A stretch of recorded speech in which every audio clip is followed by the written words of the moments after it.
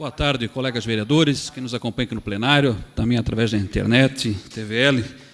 Minha primeira fala aqui nesta tribuna, após esse período de 30 dias que estive ausente desta casa, onde com muita dedicação ao trabalho, abraçando a oportunidade que teve de assumir uma cadeira aqui nesta casa legislativa, nosso suplente Lenilson aqui esteve como vereador, apresentando inúmeros projetos, reivindicações, pautas da cidade, do povo, do segmento que representa, que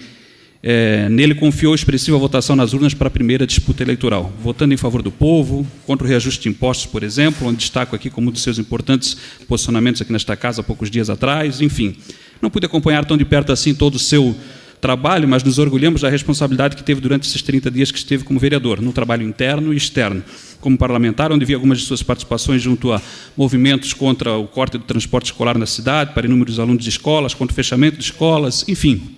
Parabéns, Lenilson. Ficamos felizes de ter, juntamente com os companheiros Vanderlei e Jefferson, oportunizado a vocês este espaço merecido, embora curto, que também tive no passado quando suplente, quando por 30 dias também tive a oportunidade de assumir uma cadeira nesta casa, no lugar do ex-vereador Léo Cristelli, quando no PDT, e depois do ex-vereador Vânio Salmo no PT. Continue a caminhada, Lenilson, sempre em defesa daqueles que muitas vezes vivem à margem em nossa sociedade, esquecidos, violentados, enfrentando preconceitos, ódio, não sendo olhados como seres humanos, acima de tudo, que são, igual a qualquer um de nós. Volto carregado de muitos sentimentos, emoções, energia, porém, ao mesmo tempo, também com uma carga de frustração, decepção, onde, em parte, até concordo, por exemplo, com algumas questões abordadas pelo deputado Tiririca, que resolveu renunciar ao seu cargo, onde posso discordar de alguns outros posicionamentos que teve enquanto parlamentar, embora tenha dado exemplos em pontos como a sua idade, tentativa de apresentar bons projetos na área cultural, dispensar alguns privilégios, enfim. Porém, embora até eu tenha tido vontade, em alguns momentos, de desistir, deveria ele ter dado continuidade ao seu trabalho, buscando fazer a sua parte sempre, como busco fazer até aqui. Quem alega ser a diferença, ser bom em meio aos maus, por exemplo, não pode desistir tão fácil. E falo por mim, que tenho enfrentado grandes dificuldades, também perseguições, ameaças. Mais uma vez, junto com a minha família, tive que encarar uma situação difícil em meu lar, em minha comunidade, onde sofremos um atentado, depredação, seguido de ameaças de morte, inclusive, o que é lamentável. Além disso, tenho encarado problemas de saúde na família, onde estou com 2 familiares internados, em estado delicado de saúde, um caso que envolve câncer, inclusive, além de minha mãe, que também terá que fazer uma cirurgia. Ou seja, nesses 30 dias, a única coisa que não tive foi paz e descanso. E ainda nos dias que foram possíveis, tive muito trabalho, onde busquei visitar algumas comunidades, algumas ruas, conversando com o povo, ouvindo o povo, como sempre fazemos, e aí vêm as maiores decepções, pois as queixas são inúmeras da população com relação a diversos assuntos, com relação à atual administração Napoleão Mário e Companhia Limitada, e com relação à Câmara de Vereadores também. E poderia destacar alguns: ao anúncio do aumento da passagem da tarifa de ônibus, da tarifa de água, do IPTU, e esse reajuste do IPTU de forma que se votou nesta casa, me desculpem, colegas vereadores, foi vergonhoso. Inclusive, a rua onde moro apareceu relacionada juntamente com várias outras no Jornal de Santa, e é uma das regiões onde terão reajuste considerável, e um local, por sinal, considerado em sua maioria como área de risco, em um bairro distante do centro e carente. De fato, é vergonhoso e descabido. Mas ouvi muito mais, muitas mães desesperadas sem ter onde deixar seus filhos para poder trabalhar, mais de 5.000 crianças na fila, muitas famílias revoltadas com a manutenção da decisão também de fechar escolas em nossa cidade, de cortar transporte escolar para inúmeras crianças também, e não me venham com história dizendo que é decisão do Estado, porque não vi posicionamento do prefeito, vereador Caminha, em buscar solução de fato para isso, de buscar resolver localmente como prefeito, que é essa situação de alguma forma, cortando gastos em algum lugar, para poder subsidiar esse transporte. E não para por aí, o que eu vi e vi, onde, por exemplo, pontes de madeiras estão caindo nas comunidades, podia citar aqui a rua Jacob Bornoff, a rua João Manuel Cardoso, a rua Alfredo Fogba, enfim, onde, por exemplo, a Secretaria de Conservação Urbana alega não ter uma prancha de madeira e uma viga de eucalipto para fazer a manutenção. Passei por diversas ruas onde o que se vê são aqueles pneus pregados em uma madeira, isso onde sinalizo,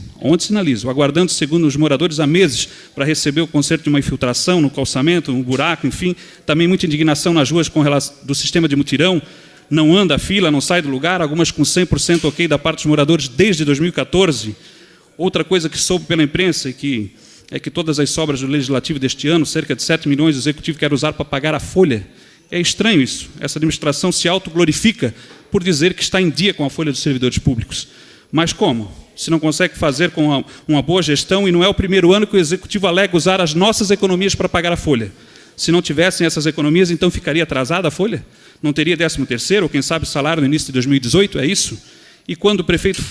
fala na imprensa, ou em qualquer lugar, que paga os servidores públicos com a ajuda desta casa? Quando ele falou que paga os servidores, reconheceu então que paga os servidores com a ajuda desta casa? Nunca.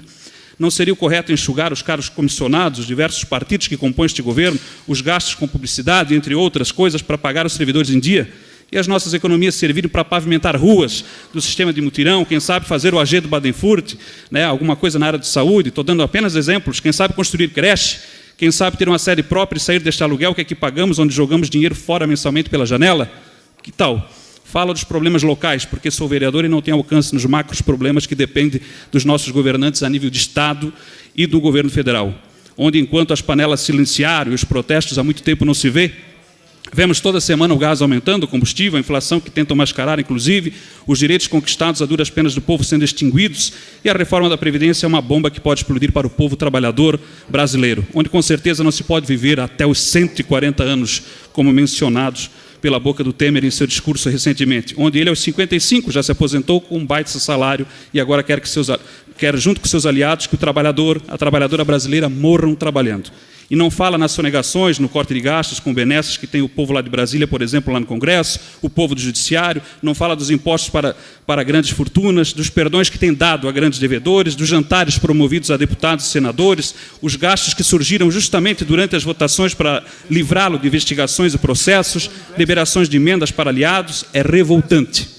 Volto com essa mistura de sentimentos, com a mesma indignação que tem o povo, porém ainda com vontade de continuar dando a minha contribuição para a construção de um mundo melhor, em especial uma cidade melhor para todos, onde 35 bairros fazem parte